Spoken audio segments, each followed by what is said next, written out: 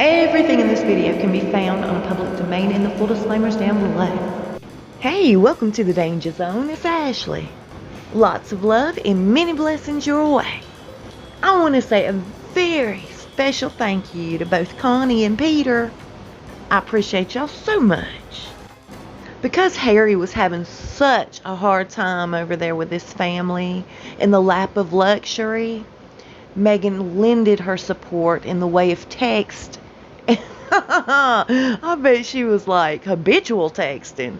Shoots, because he turned his ringer off. He couldn't take her calls no more. She was probably driving him absolutely out of his mind. When he was over there for Philip's funeral, they say she called 20 times a day. And there's nothing worse than being on the telephone.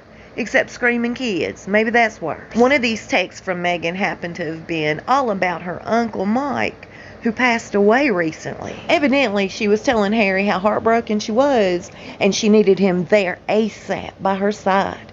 He needed to comfort her. Get home, Harry. If this right here is the actual picture of him heading towards his flight, he doesn't look like he even knows what planet he's on, much less how to get home. Y'all, he looks like he's in bad shape. Let me tell you how much she really cared for Uncle Mike. It was right after they got married.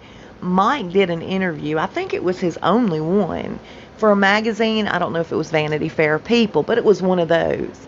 And he said, look, I've tried contacting her. She totally ignores me. But I'm the one that helped her get her spot in the United Nations. I never received a thank you or an F.U.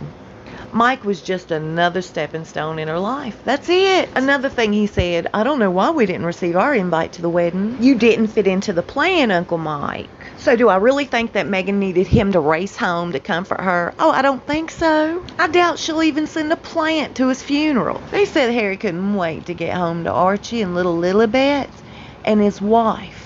She's had a rough week. Not only was she heartbroken for Uncle Mike's passing, but she's also heartbroken over the fact that there's conspiracy theories revolving around her pregnancies. Misogynistic, vile conspiracy theory. They don't understand why nobody believes that she was actually pregnant, not once but twice. But wait a minute, I thought she was pregnant 3 times. Did she not lose one in July of last year? Oopsie. They left one out. Harry's going to get to the bottom of this. He is really over the fact that nobody believes his wife gave birth twice. I guess this is the part where I should be posting all those prosthetic belly bumps that she wore. But dang, I'm sick of looking at them.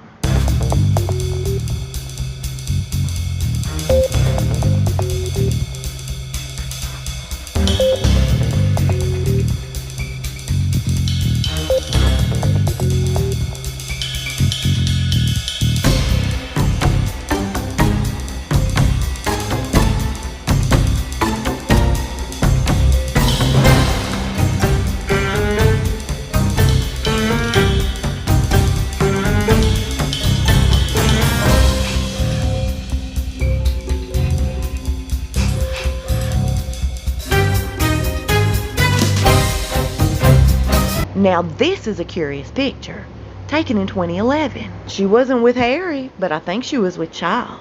Briefly anyway, we know her views. Allegedly, in my opinion. There, I said it. Anyway, Harry's extremely upset over this. Both he and Megan are. They want to put an end to all these conspiracy theories. And recently some information was being passed around the internet. It was all over the place. Twitter, Instagram, YouTube. I made a very short video about it, and it was taken down 10 minutes after it was published. Out of everything that's been posted on social media since these two got together and started playing these games, I found it quite curious that it was that particular bunch of info that they really leapt on, huh, Omitscopy? It's like they all started freaking out. Freaking out. Calm down. If there's nothing to it, there's nothing to it, right? Or we just let their cat out of the bag. I just don't understand how they can get all ticked off and paranoid over something we didn't do, they did. And now we're not allowed to have an opinion about it. BS. And speaking of opinion, y'all, when I made that video yesterday, I didn't even stop to look at what Diana looked like in that statue. She's quite masculine in my opinion. Diana had sharp features, but she had soft features too. And I don't see any of that on this statue. It's quite scary if you start staring at it. Kinda looks like a dude in drag. No wonder Harry was all excited, clapping his hands like a seal. Out of all the artists out there, I don't understand why they chose this one, and I'm not disrespecting him. He has a forte, he has a niche. The bulk of this man's career as an artist, as a sculptor, has been, mastering the male body, the physique, men in general. It's something that just seems to come natural to him as an artist, as a sculptor, according to him anyway. Whoever picked him as the sculptor, I wish they would have done a little bit of homework, and they would have seen that, maybe he's not the right fit for this statue. She's supposed to look like a woman. Either way, I just don't like it, and I'm just being honest. I'd like to hear your thoughts and opinions. Do you think it looks masculine? Something about it. I mean, it's got broad shoulders, like really broad shoulders. And yeah, I'm glad it's not sitting in my yard.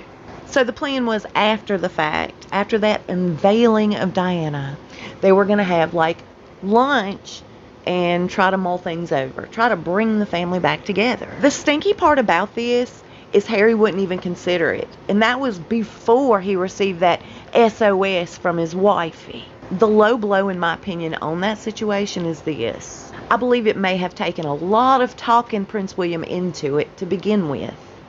His body language screamed, "Get away from me." So I'm sure they had to beg and plead and say, "Come on, please, let's do this. Just let's sit down and, talk it out." Can you imagine, once Prince William was finally talked into it and he agreed, Harry to have the final say, the last word, saying, "Hey, no, I can't do it. I'm leaving. See you later." How mad do you think Prince William was? I bet you he'll never be talked into it again, not for a while. I really hope you're having a good day today, and I appreciate you spending time with me. I'll see you soon, and we'll talk fast. Y'all stay safe and be blessed.